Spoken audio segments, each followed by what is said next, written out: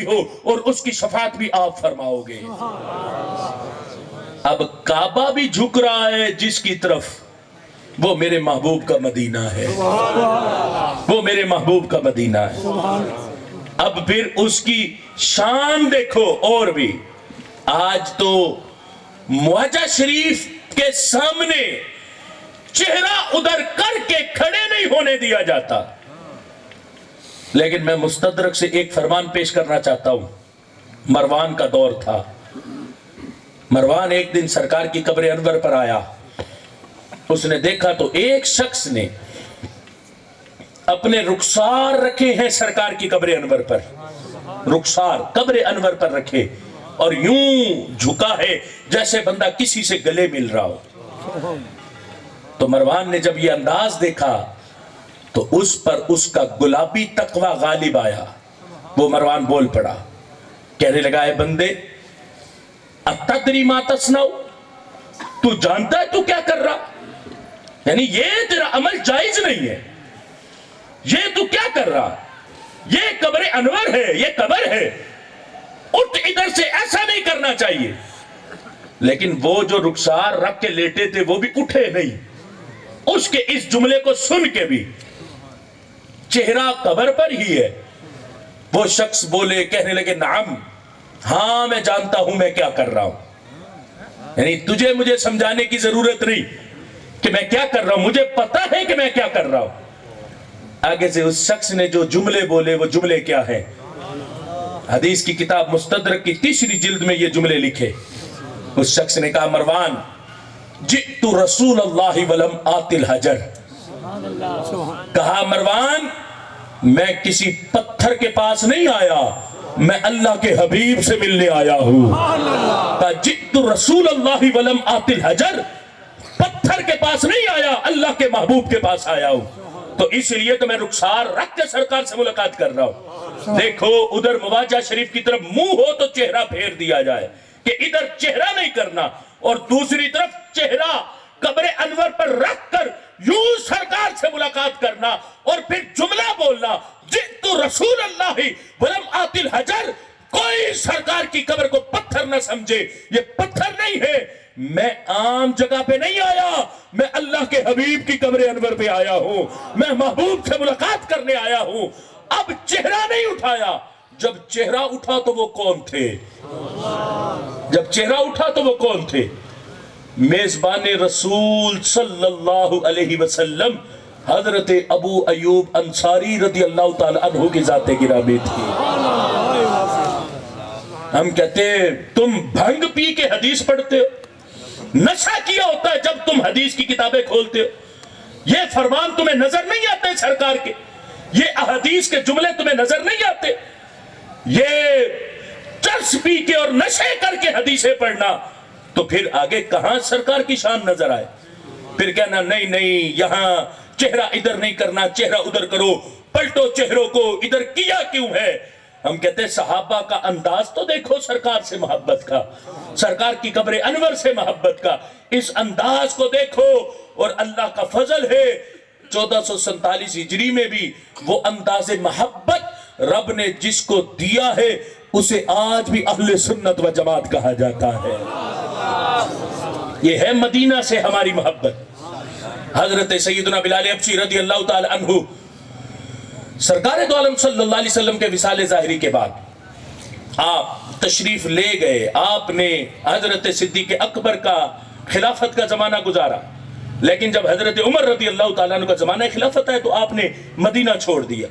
حضرت صدیق اکبر کا حکم سخت تھا کہ آپ نے نہیں جانا مدینہ شریف سے، لیکن حضرت عمر کے زمانے میں آپ نے اجازت چاہی جنگ کرنے کے لیے، تو آپ کو اجازت دی گئی، تو آپ نے پھر پکے ڈیرے شام میں لگا لیے، شام میں رہتے تھے۔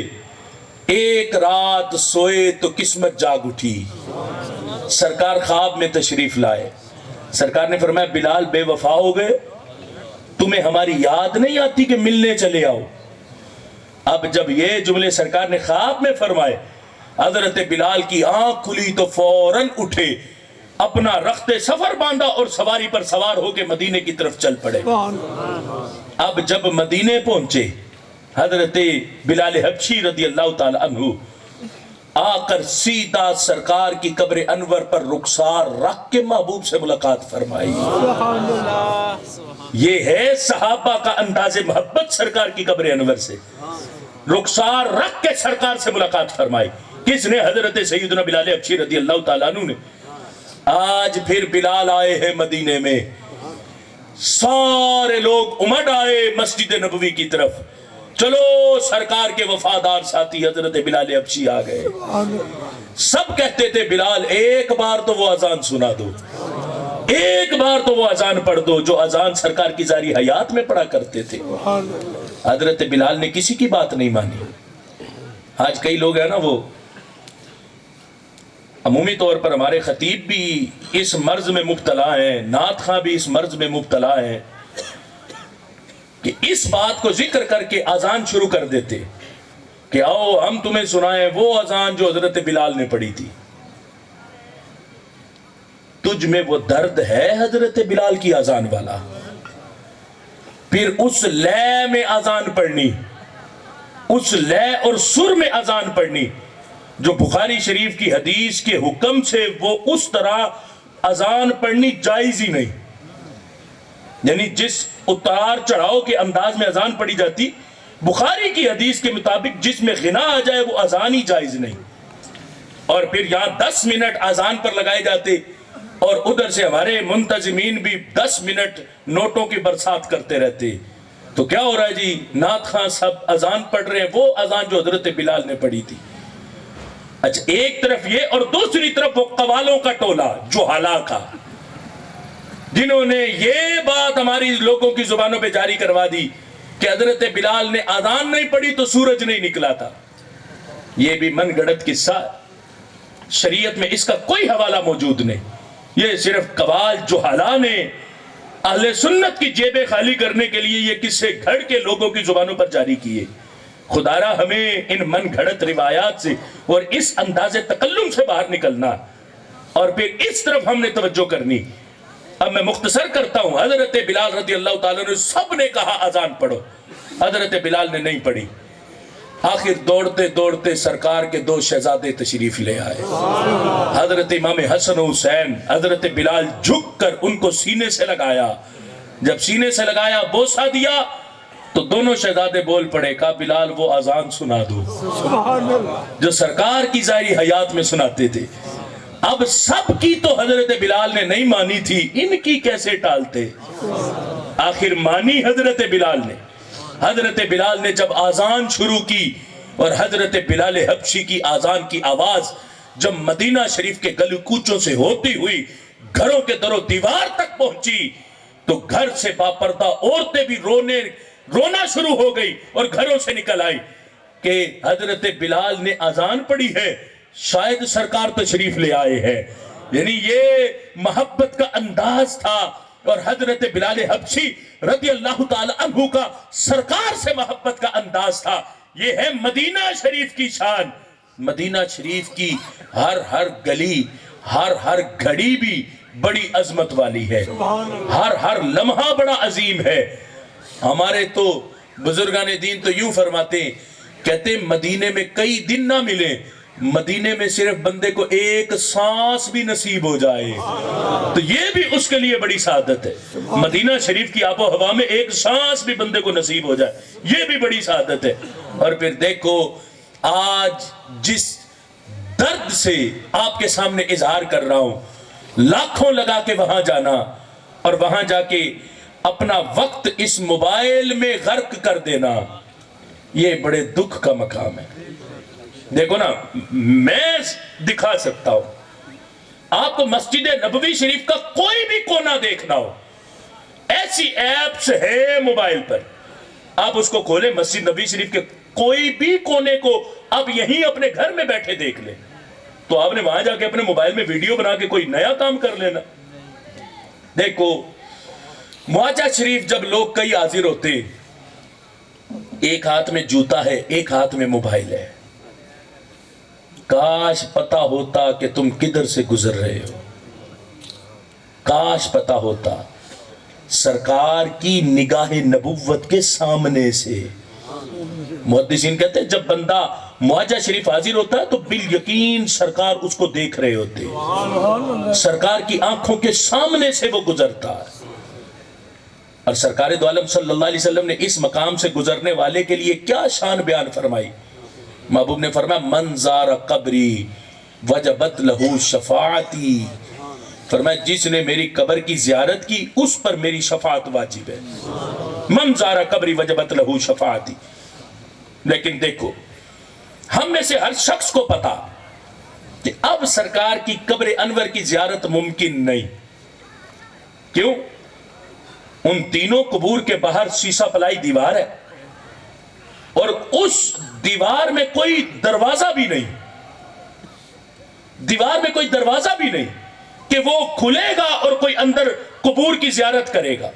ممکن ہی نہیں ہے کہ کوئی قبر انور کو دیکھ سکے۔ لیکن پھر بھی جب بندہ وہاں حاضر ہوتا ہے، جھک جھک کے ان جالیوں کے سوراخوں سے اندر دیکھتا ہے کہ کسی طرح تو ایک جھلک نظر آ جائے، ایک جھلک قبر انور کی نظر آ جائے۔ لیکن مایوس نہیں ہونا۔ محدثین نے کہا جس طرح سرکار کی قبر انور کی زیارت پر شفاعت کے واجب ہونے کی بندے کو شان ملی ہے، جو بندہ صرف معاجہ شریف حاضر ہو جائے ادب کے ساتھ تو اس کی بھی میرے آقا شفاعت فرمائیں گے، صرف معاجہ شریف حاضر ہو جائے۔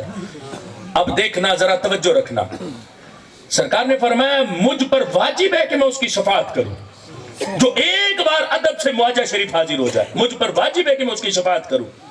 اب شفاعت سرکار نے کس کی کرنی؟ کافر کی تو شفاعت کرنی نہیں، جو حالت کفر پر مرا اس کی تو شفاعت کرنی نہیں۔ شفاعت کس کی کرنی؟ ہو مومن، اور گناہ بھی ہوں گے تو پھر سرکار کی شفاعت سے بخشے جائیں گے۔ ہو مومن تو سرکار نے فرمایا جو معاجہ شریف حاضر ہو مجھ پر واجب ہے کہ میں اس کی شفاعت کروں گا۔ اب یہ وجوب کا جملہ اس بات کا اظہار اور اعلان کرتا ہے کہ جو بندہ مدینے حاضر ہو جائے وہ حالت کفر پر نہیں مرتا، اللہ اسے ایمان کی حالت پر ہی موت عطا فرما دیتا ہے۔ معاجہ شریف کی باادب حاضری ایمان کی سلامتی کی ضمانت ہے کہ اس کا ایمان سلامت رہے گا۔ ایمان سلامت ہوگا تو شفاعت ملے گی۔ تو یہ وجوب ہے، سرکار نے فرمایا مجھ پر واجب ہے کہ میں اس کی شفاعت کروں، جو معاجہ شریف حاضر ہو جائے میری قبر کی زیارت کے لیے۔ یہ ہے شان معاجہ شریف حاضری کی کہ جو ایک گھڑی حاضر ہو جائے میرے محبوب قیامت کے دن اس کی شفاعت بھی فرمائیں گے، اور پھر وہ حاضری اس کی ایمان کی ضمانت بھی ہے کہ وہ بالیقین حالت ایمان پر دنیا سے جائے گا۔ ابھی تو صرف مدینہ سے فضائل کو ذکر کیا جا رہا، ابھی تو ذرا مدینہ شریف کے قرب و جوار میں چلے تو پھر دیکھیں کتنی بہاریں ہی بہاریں ہیں۔ کچھ عرصہ قبل دیکھو نا وہ بیت رضوان والے درخت کو کاٹ دیا گیا، بیت رضوان والا درخت کچھ عرصہ قبل کاٹا گیا۔ سبب کیا تھا؟ یہ خطرہ ہے کہ لوگ شرک کریں گے یہاں آ کے۔ ہم نے کہا خطرہ نہیں، یہاں یقین ہے کہ دیکھو ہمارے پاکستان کے اندر وہ کمیونٹی موجود ہے جو سورج کے پجاری ہے، سورج کی پوجا کرنے والی کمیونٹی ہماری پاکستان میں موجود ہے۔ ہم نے کہا ادھر تو خطرہ تھا صرف، یہاں تو یقین ہے کہ سورج کی پوجا کی جا رہی۔ خطرے کی بنیاد پہ درخت کو کاٹ دیا تو سورج کو کیوں چمکنے دے رہے ہو؟ اس کو بھی بجھا دو، اس کو بھی ختم کر دو کہ یہاں تو بالیقین سورج کی پوجا کر رہے ہیں لوگ، ادھر تو صرف خطرہ تھا تمہیں کہ لوگ شرک کریں گے یہاں آ کے۔ ہم نے کہا آنے والے طوفان کا ڈراوا دے کر نہ خدا نے مجھے ساحل پہ ڈبونا چاہا، ہم نے کہا تمہارے کاٹنے سے پہلے کوئی شخص دکھاؤ جس نے آ کے اس درخت کو سجدہ کیا ہو، کوئی شخص ہمیں دکھاؤ جس نے آ کے اس کو سجدہ کیا ہو۔ رب کعبہ کی قسم کسی نے سجدہ نہیں کیا۔ یہاں سے امتی جاتا تھا وہاں بیت رضوان والے درخت کی ٹہنی کے پاس پہنچ کر اسے بڑی غور سے اس کا دیدار کرتا تھا اور یہ سوچ کے کرتا تھا کہ ٹہنی میں نے تو اپنا محبوب نہیں دیکھا، تو نے تو میرا محبوب دیکھا ہے، میں اس لیے تجھے دیکھ کے محبوب کی یاد کو تازہ کرنے آیا ہوں۔ شرک نہیں تھا، عشق تھا۔ وہ وہاں عشق بڑھتا تھا کہ ان جگہوں کو دیکھنا جہاں سرکار جلوہ کر رہے ہو، ان مقام کو دیکھنا جہاں محبوب تشریف فرما رہے ہو۔ اس کو شرک نہیں کہا جاتا، اس کو عشق کہا جاتا ہے۔ عشق میں اور شرک میں زمین و آسمان کا فرق ہے، لیکن افسوس ہے عشق کو شرک کہہ کے سارے اسباب مٹا دیے گئے۔ ہم کہتے ہیں تم مٹا لو، کھرچ دو، سارا کچھ ختم کر دو، لیکن اللہ کا فضل ہے ہم نے جن ماؤں کا دودھ پیا ہے ان دودھوں میں رب نے ہمیں محبوب کا عشق عطا فرما دیا ہے۔ جن باپوں کی شفقتوں میں پلے ان شفقتوں میں اللہ نے ہمیں محبوب کا عشق عطا فرمایا ہے، اور قیامت تک یہ سینے اللہ کے فضل سے محبوب کے عشق سے چمکتے رہیں گے۔ یہ ہے مدینہ، یہ ہے مدینہ۔ تڑپو نا مدینے کے لیے جانے کے لیے۔ آج کئی لوگ ہیں سیر و تفریح کے لیے نکل جاتے کہ ہم سال بعد مری جائیں گے، ادھر جائیں گے، ادھر جائیں گے۔ میں کہتا ہوں ایک بار مدینے سے تو ہو کے آؤ، ان سارے نظاروں کو بھول جاؤ گے کہ مدینے کا نظارہ ہی ایسا ہے۔ وہ کہتے ہیں نا یہ تو طیبہ کی محبت کا اثر ہے، ورنہ کون روتا ہے لپٹ کے در و دیوار کے ساتھ۔ در و دیوار سے بھی کوئی لپٹ کے روتا ہے، لیکن عاشق سے پوچھو کہ وہاں جانا بھی مشکل ہے، لیکن وہاں جانا اتنا مشکل نہیں جتنا لوٹ کے آنا مشکل ہے۔ سبحان اللہ۔ اور یہ ذہن میں رکھنا جب بندہ مدینے سے رخصت ہو اور مدینے سے واپس چلے، پھر تڑپ تڑپ کے اور جھک جھک کے اور طرفوں سے آ کے پھر دیکھتا ہے ایڑیاں اٹھا اٹھا کے کہ آخری بار تو گنبد خضرا نظر آ جائے، کہیں ایک بار تو گنبد خضرا کی جھلک نظر آ جائے، میں ایک بار تو گنبد شریف کو دیکھ لوں، پھر پتہ نہیں زندگی میں آنا نصیب ہو یا نہ ہو، اب تو جی بھر کے مدینے کو دیکھ لوں۔ یعنی یہ عاشق کی تڑپ ہے، یہ مدینہ شریف کی محبت ہے۔ اور پھر مدینہ شریف کے قرب و جوار کے احوال کو دیکھو، مسجد نبوی کی شان کو دیکھو، تو وہ منظر سارا 14 صدیاں پیچھے کا اپنے سامنے رکھ کے ان نظاروں کو دیکھو کہ جب محبوب مدینہ شریف مسجد نبوی سے چلتے ہوں گے اور احد تک پیاروں سے ملنے جاتے ہوں گے تو وہ نظارہ کتنا جداگانہ ہوگا۔ پھر احد کے پتھروں کی شان کو دیکھو، احد کے پتھر، یہاں سے آج جتنے بھی بزرگ جاتے وہ احد کے پتھروں کو جا کر اپنے ایمان کا گواہ بناتے ہیں۔ یہ ذہن میں رکھیں، آپ وہاں جائیں نا کئی بزرگوں کو دیکھیں گے احد کے پتھر کو اٹھا کر کلمہ پڑھ کے گواہ بناتے، اے احد کے پتھروں تم گواہ ہو جاؤ کہ میں کلمہ پڑھ رہا ہوں، میں مسلمان ہوں۔ سبب کیا ہے اس کا؟ اس کا سبب کیا ہے کہ احد کے پتھروں کو ایمان کا گواہ بنانا؟ احد تو احد ہے، لیکن وہاں بندہ جس بھی پتھر کو دیکھے تو اس نیت اور سوچ پہ دیکھے تجھے اس لیے دیکھتا ہوں کہ تجھ پر میرے محبوب کی نگاہ پڑی ہے، تجھے میرے محبوب نے دیکھا تھا اس لیے میں تجھے دیکھتا ہوں۔ تو یہ محبت کے بڑھنے کا سبب ہے۔ اور پھر احد، سرکار جب احد پر تشریف لے گئے، نبی علیہ السلام نے فرمایا احد جبل یحبنا ونحب، سبحان اللہ۔ محبوب نے فرمایا احد کے پتھر ہے، لیکن میں تمہیں بتاتا ہوں یہ پتھر مجھ سے پیار کرتے، میں ان سے پیار کرتا ہوں۔ سبحان اللہ۔ محبت یک طرفہ نہیں ہے، یہ مجھ سے پیار کرتے، میں ان سے پیار کرتا ہوں۔ تو اب اس محبت کا اجر کیا ہے؟ قیامت کے دن یہ پورا احد پہاڑ جنت میں جائے گا، پورا احد پہاڑ جنت میں جائے گا۔ امام زرقانی مواہب الدنیا کی شرح میں پوری بحث فرمائی یہ پتھر پتھروں کے جنت میں کیوں جائے گا؟ سبب کیا ہے اس کے جنت میں جانے کا؟ کیا دلیل ہے کہ احد سارا جنت میں جائے گا؟ امام زرقانی نے سوال بھی کیا، اعتراض بھی کیا، اس کا جواب بھی دلیل دے کر پیش کیا۔ فرمایا دیکھو اس کے جنت جانے پر دلیل ہمارے سامنے حدیث سے موجود ہے۔ حضرت انس رضی اللہ تعالیٰ عنہ اس حدیث کے راوی، حدیث طویل ہے، اس کو مختصر سا حصہ خلاصہ کے طور پر ذکر کرتا ہوں۔ جب نبی علیہ السلام کی بارگاہ میں ایک شخص حاضر ہوئے تھے، انہوں نے عرض کی تھی متی الساعہ، یا رسول اللہ یہ بتائے قیامت کب آئے گی؟ نبی علیہ السلام نے پوچھا آپ نے قیامت کی کیا تیاری فرمائی؟ انہوں نے جو جواب دیا، آگے سے انہوں نے کیا کہا؟ انہوں نے کہا یا رسول اللہ اور تو کچھ نہیں، اللہ اور اس کے رسول سے بڑا پیار کرتا ہوں۔ سبحان اللہ۔ سرکار نے فرمایا یہی کافی، انت مع من احببتا، تم دنیا میں جس سے پیار کرتے ہوگے قیامت کے دن اسی کے ساتھ ہوگے۔ سبحان اللہ۔ تو فرمایا یہ عہد کے پتھروں کی محبت پر تو سرکار نے خود مہر لگائی۔ فرمایا جب عام بندہ جو ایک طرف سے دعویٰ کرے کہ میں سرکار کا محبت کرنے والا ہوں تو یہ جنت جائے، تو جس کو سرکار کہے کہ یہ مجھ سے پیار کرتے ہیں میں ان سے پیار کرتا ہوں، تو فرمایا پھر جدائی ہو کیسے سکتی؟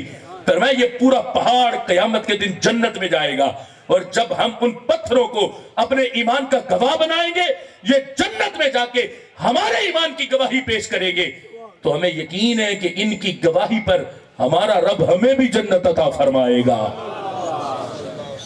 کس کس جگہ کو ذکر کرے، کس کس گلی کو ذکر کرے، کس کس بازار کو ذکر کرے، کس کس مقام کو ذکر کرے مدینہ شریف کے، مدینہ تو سارا ہی بڑا میٹھا ہے، مدینے کی ہوائیں بڑی میٹھی ہیں، مدینے کی فضائیں بڑی میٹھی ہے۔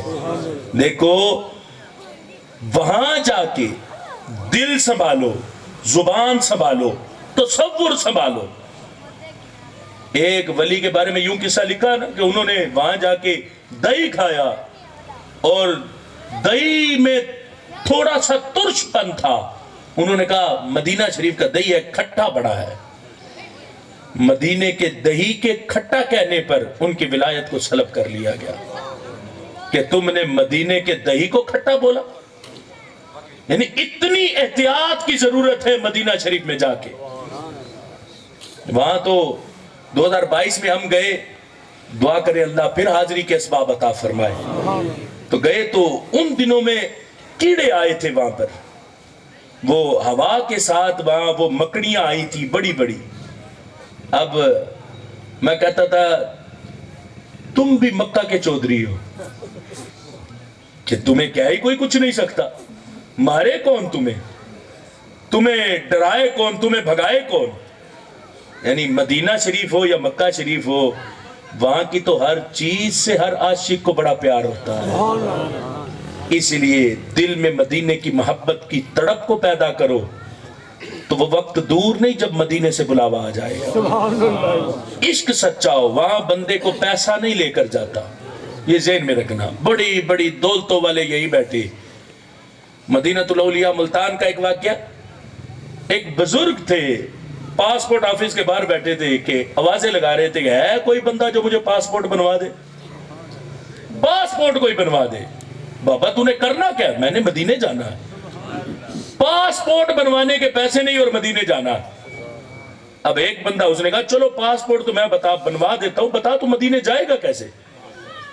اب اس نے کہا چلو پاسپورٹ تو بنوانا، باقی بھی سارا انتظام ہو جائے گا۔ اب وہیں ایک اور شخص بھی آیا ہوا تھا، اس نے کہا اگر پاسپورٹ تو بنوا کے دے رہا ہے تو مدینے کا ٹکٹ میں دے دیتا ہوں۔ یعنی یوں تیاری ہوتی ہے کہ جب بلاوا آیا ہو تو پیسہ نہیں بندے کو وہاں لے کے جاتا، دل کی سچی لگن لے کے جاتی ہے، اور وہ تڑپ لے کر جاتی بندے کو مدینے میں۔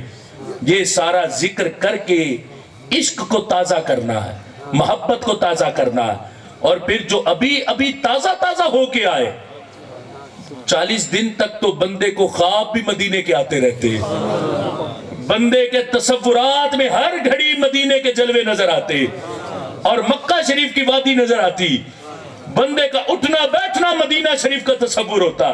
جب بندہ شروع میں ہو گیا پھر مصروفیات میں بندہ ایسا ڈوبتا ہے، پھر وہ تھوڑے سے تصورات کم ہوتے رہتے، تصور کم ہوتا محبت کم نہیں ہوتی، یہ ذہن میں رکھنا۔ دل آج بھی سنی کا مدینے کی یاد میں دھڑکتا ہے، ہر سنی کی تڑپ یہی ہے کہ میں مدینے پہنچ جاؤں، میں مدینے چلا جاؤں۔ سچی لگن رکھو، پیسے کی ضرورت نہیں، جو بلاتے ہیں اسباب بھی وہی عطا فرماتے ہیں، تو بالیقین سب کو بلاوا آ جائے گا۔ آج سے نیت کر کے تیاری کو شروع کرو تو دیکھو کیسے سرکار مدینے بلا لیں گے، اور پھر مدینے جا کے وقت کو ضائع نہیں کرنا، وقت کو ضائع نہیں، کوشش کرنا زیادہ وقت مسجد نبوی میں گزرے۔ ज्यादा वक्त सरकार की बारगाह में गुजरे, वहीं बैठ के दरूद सलाम पढ़ना, नमाज पढ़ना, वहीं बैठ के तिलावत कुरान करना, बस मुख्तसर से वक्त के लिए वापिस आना होटल में आराम करने के लिए, और वो भी इस नियत पर कि फिर तरोताजा हो जाऊंगा और फिर पूरी ताजगी के साथ फिर मदीने में मजीद ताजा होने के लिए हाजिर हो जाऊंगा। रब्बे जुल जलाल हमें हमारी क़यामत तक की आने वाली नस्लों को मदीना शरीफ से मोहब्बत अता फरमाए और हमें बार बार मदीना शरीफ की हाजिरी के असबाब अता फरमाए। रब्बे जुल जलाल हमें कुरान और सुन्नत की बहार अता फरमाए। रब्बे जुल जलाल जो होकर आए उनके इस सफर को अपनी बारगाह में कबूल फरमाए। इनकी इस आज ही आने के सबब, चूंकि अभी आए, दुआएं कबूल हो रही, तो हम इनसे भी इल्तिजा करेंगे हमारी हाजिरी की भी दुआ फरमा दे कि अल्लाह इनके लबों के हिलने के सदके अल्लाह हमें भी मदीना शरीफ की हाजिरी नसीब फरमाए। व आखिरु दावाजा अनिल हम्दुलिल्लाहि रब्बिल आलमीन। एक अर्ज है, जो मदीने से हाजी होकर आते हैं उनकी ज़ियारत करने की फजीलत कुछ फरमा दें। फजीलत वैसे मैंने अभी जिक्र की है कि देखे इन आंखों को देखना कि ये मदीने को देख के आई, इन आंखों को देखना कि ये मदीने को देख के आई, यही फजीलती बंदे के लिए काफी। अल्लाह हमें भी मदीना शरीफ की हाजिरी नसीब फरमाए।